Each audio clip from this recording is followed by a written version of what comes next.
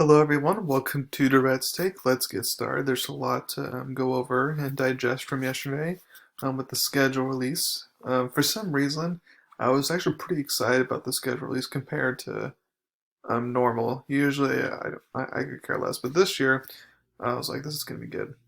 Um, Now, I'm not going to go through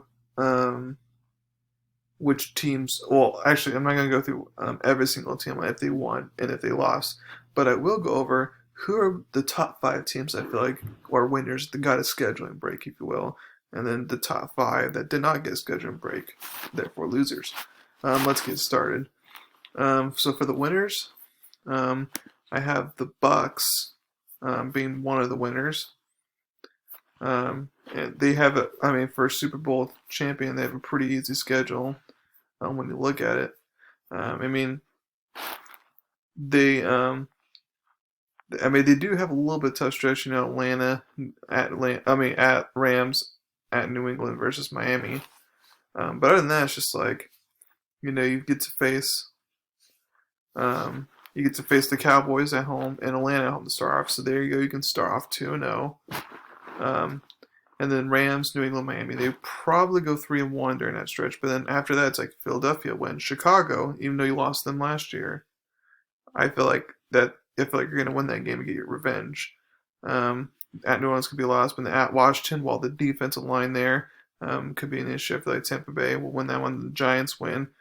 Colts, you could potentially say lost, but because of Carson Wentz's turnover-prone issues, I feel like the Buccaneers can take advantage of that.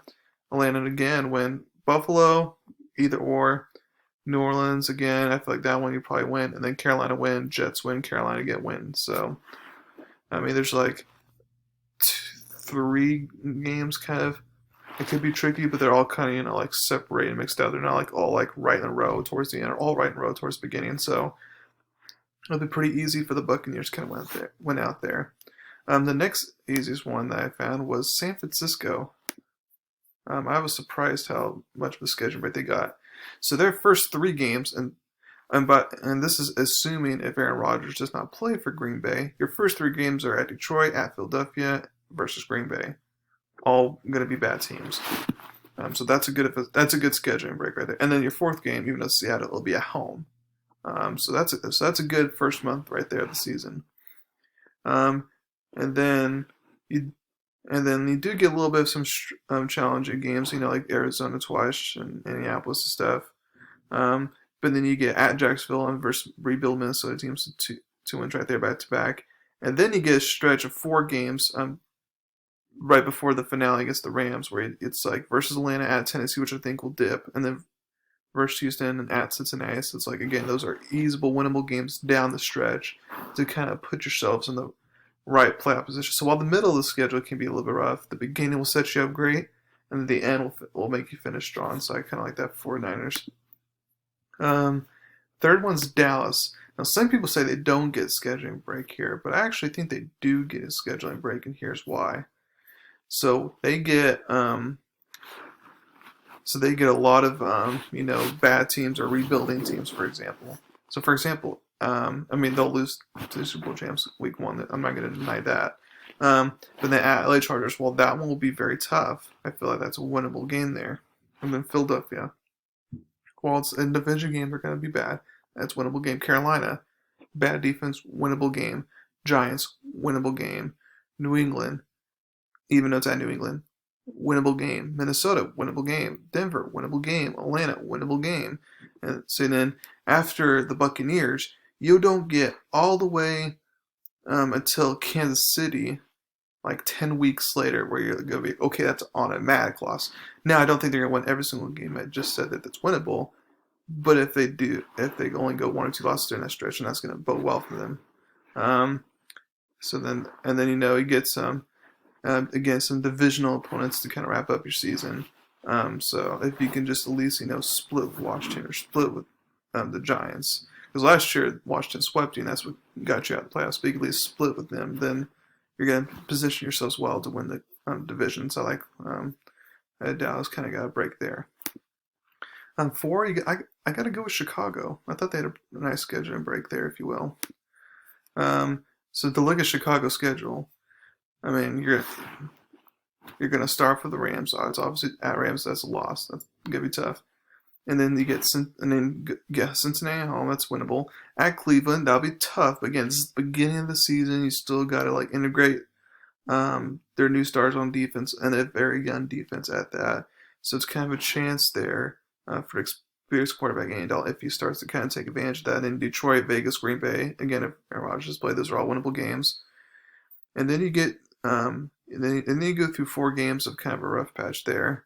But then you get Detroit, Arizona, winnable, Green Bay, again, Minnesota, winnable, and then take Seattle out, and then you're back to Giants and Minnesota. So to kind of finish up the season, it's after the bye week. I mean, besides 1 or 2 games, it's all kind of winnable from there on out. I'm not saying Chicago will take advantage of it necessarily, but they have the chance to overcome that now. And then the 5th one is Denver, and I thought that was pretty interesting. So I mean, Denver has somewhat of a hard schedule, but specifically I'm talking about the beginning of their season. So they start with at the Giants. Well, the Giants could be improved, but that's still a winnable game. At Jacksonville, winnable game. Versus Jets, winnable game. So right there through the month of September, you have 3 games in September. You can easily go 3-0 right off the bat, which you need to spit. Now, whether that's Teddy Bridgewater starting or Drew Lock starting, I feel like they can go 3-0 either way with those 3 teams there. So that kind of gets you in, on the right start, especially if you start to tee off through the middle of the schedule as it gets a little bit harder.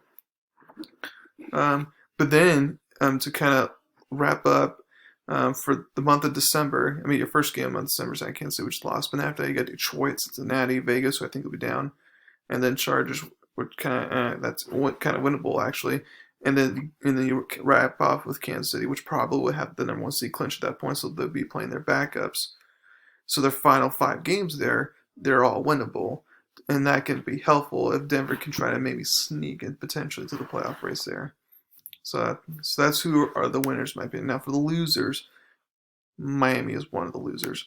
When you look at their schedule, at New England to start off, yikes! I know they split last year, and the first and 2 only started one of them. The one he started was a win, but just with all those defense stars back, I mean, 2 is not going to look well there at all. That's just too bad of a defense for 2 to try to overcome there.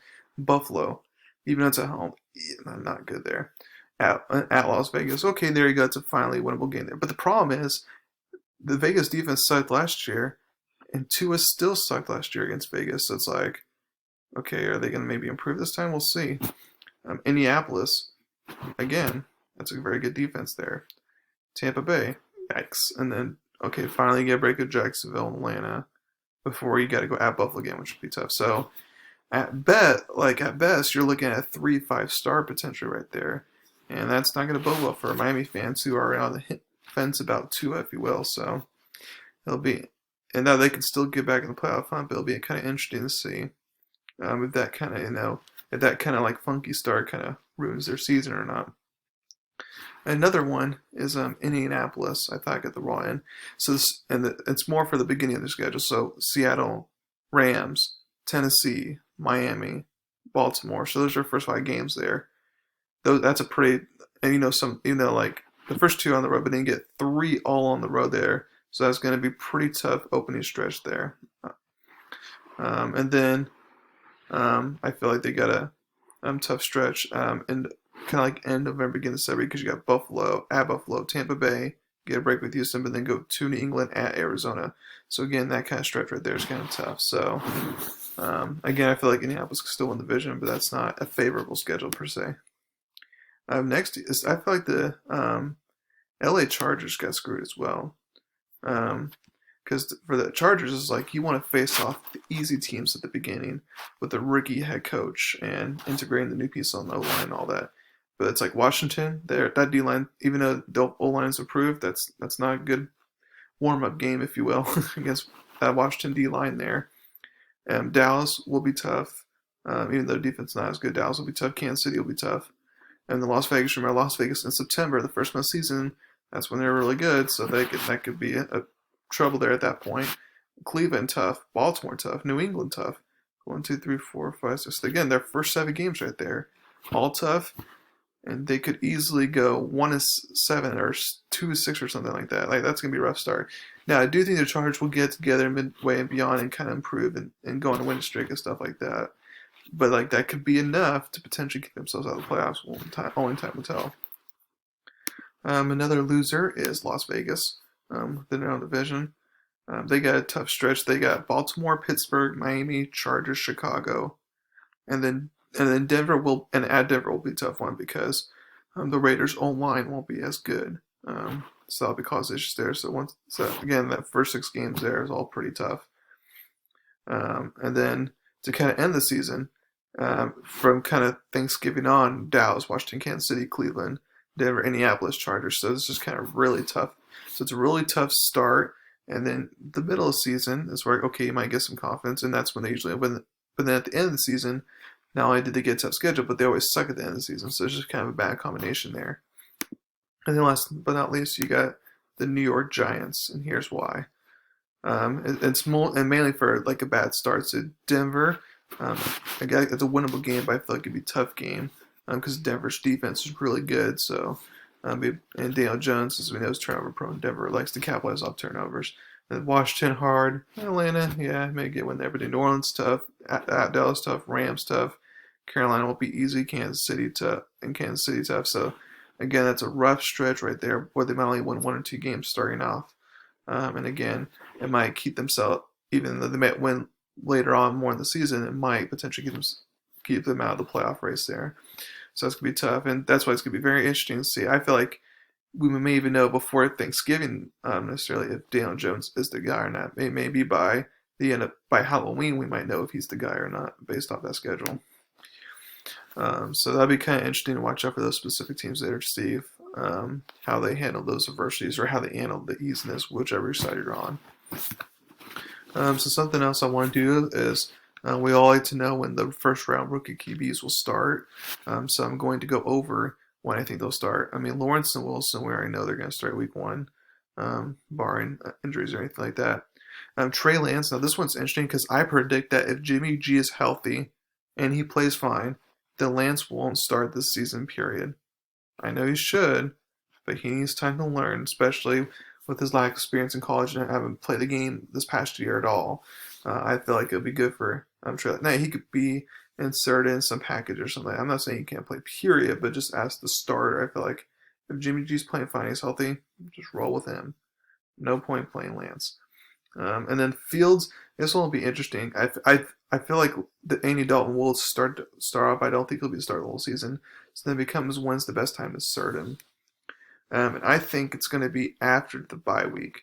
But I will admit that because I feel like, let's say Chicago starts at 4-6, and then they have the bye week in week 10, and then bam, you can start Fields. But if it's worse for us, it's like 2-8 or something, or if they start like 0-4, then that's where it's going to be like, okay, you need to start Fields sooner if he's ready. If you can, then I feel like week 11 at Baltimore, even that's not the game I would want him to start in. It's going to be easier schedule after the bye week. So I feel like that's where you should start.